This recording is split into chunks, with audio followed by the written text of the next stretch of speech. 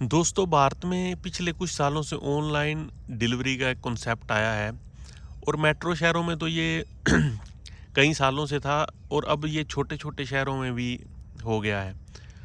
तो इसका इम्पैक्ट आप को आने वाले 2-3 सालों में ऐसा मिलेगा कि जो छोटे दुकानदार हैं, वो हो जाएँगे बिल्कुल ख़त्म और उसके बाद मन-मर्ज़ी का रेट होगा, मन-मर्ज़ी का डंडा चलेगा। क्योंकि जैसे जियो शुरू में आया था तो फ्री था, उसके बाद 100 रुपये हुआ, 200 हुआ, अब 400-500 है। और अगर और कोई कंपनी इसके सामने नहीं रहेगी तो ये अपनी मर्जी के रेट लगाएंगे। सेम टू सेम यही ऑनलाइन डिलीवरी में होने वाला है, जो खास करके फूड की हैं। आने वाले अभी लोगों को क्या लालच दिया जा रहा है, किसी को 100 रुपये पर फ्री डिलीवरी है या उनको कुछ उसमें छूट दी जा रही है, जो उनका प्रॉफिट है अभी वो जैसे 20% लगभग ग्रोसरी पर प्रॉफिट होता है, तो उसमें से वो 15% अभी उसी में इन्वेस्ट कर रहे हैं। अपने 5% जो अभी उनको बिजनेस को बढ़ाने के लिए जो है वो चाहिए, बाकी वो उसमें बांट रहे हैं लोगों में, जो कि एक बार ये कॉन्सेप्ट है पूरी तरह से फैल जाए। तो 2-3 सालों में तस्वीर क्या होगी, आप बिल्कुल भी मतलब कि बाहर जाना पसंद नहीं करेंगे। और मेट्रो शहरों में तो लोग हो चुके हैं, इतने आदी हो चुके हैं कि अगर उन्होंने मतलब कि ब्रश करना है तो उसी टाइम मंगवाते हैं, जब उनको मतलब कि सुबह चाहिए तो सुबह। तो ये एक आलसीपन जो है, ये तो आ ही रहा है हमारे देश में। तो साथ में एक जो चीज़ सबसे बड़ी ये होने वाली है कि जो महंगाई इसके बाद बढ़ेगी, उसका अंदाज़ा आपको शायद नहीं है। क्योंकि अभी ये चीज़ें बड़ी सुहावनी लगती हैं, अभी ये चीज़ें बड़ा इजी लगता है हमें कि 1 मिनट में ऑर्डर किया बैठे बिठाए और 10 मिनट बाद हमें सामान आ गया, और वो भी हमारी मनपसंद का। ये चीज़ें अभी तो हैं ठीक, अभी तो हैं ये चीज़ें हमारे अनुकूल, लेकिन इसका आप 3-4 सालों में इसका रिज़ल्ट आपको देखने को मिलेगा, जब ये अपने मन मर्जी के रेट होंगे, इनके सामान की क्वालिटी इनकी मन मर्जी की होगी, ना आप किसी को ब्लेम कर सकोगे। और हमारी जो जनरेशन है वो इस हद तक लेजी हो चुकी होगी कि वो बाहर से सामान ख़रीदना बिल्कुल बंद कर देगी। और जो छोटे दुकानदार हैं, जो छोटे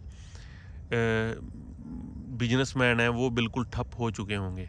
तो उसके बाद उनका रेट होगा, उनकी क्वालिटी होगी, और कैसे उन्होंने डिलीवर करना है वो भी सब उनका होगा, क्योंकि आप उस टाइम उनके जाल में फंस चुके होंगे। आपको बचाने वाला यानी कि छोटे दुकानदार ख़त्म हो चुके होंगे।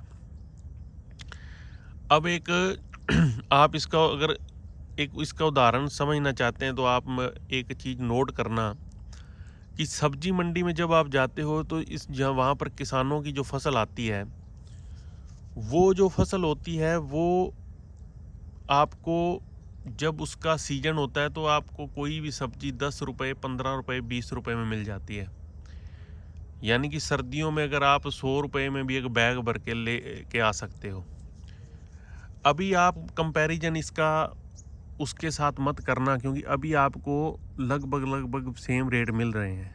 मैं बात कर रहा हूँ आगे की, जब किसान जो है मंडियों में जाना बंद कर देगा, सीधा स्टोरों में वो अपना सामान डिलीवर करेगा। चलो, किसान तो उसमें एक तरह से बच सकता है, क्योंकि किसान को फूड की कभी कोई दिक्कत नहीं आएगी। और गांव में ये कॉन्सेप्ट शायद बहुत सालों बाद आए। अभी जो अभी डिस्ट्रिक्ट लेवल पर है, बात उनकी है जो आने वाले 5 सालों में आपको ना तो सब्जी मिलेगी उस रेट, ना फ्रेश, ना आपको खाने वाली चीज़ें फ्रेश और उस रेट में मिलेंगी।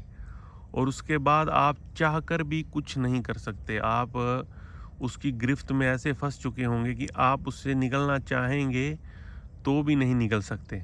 और आने वाले 5 सालों में देखना, जो सब्जी मंडी है, जो कोर है, जो हमारे देश का एक रीढ़ की हड्डी है खाने की, वो भी लगभग ख़त्म होने के कगार। क्योंकि जो बड़े-बड़े रिटेलर हैं जो वहाँ पर बैठे हैं वो ही इसी लाइन में आ जाएँगे, वो ही इसी उसमें चले जाएँगे, क्योंकि छोटे जो दुकानदार हैं वो ख़त्म हो जाएँगे।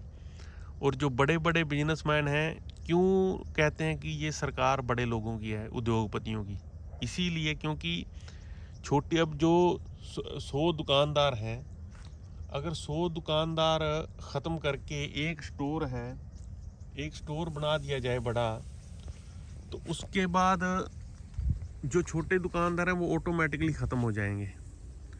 तो ये दोस्तों आने वाले टाइम की कथा है, ये आने वाले टाइम में होने वाला है। आप इसके बारे में क्या सोचते हैं, एक बार कमेंट करके ज़रूर बताना। नमस्कार दोस्तों।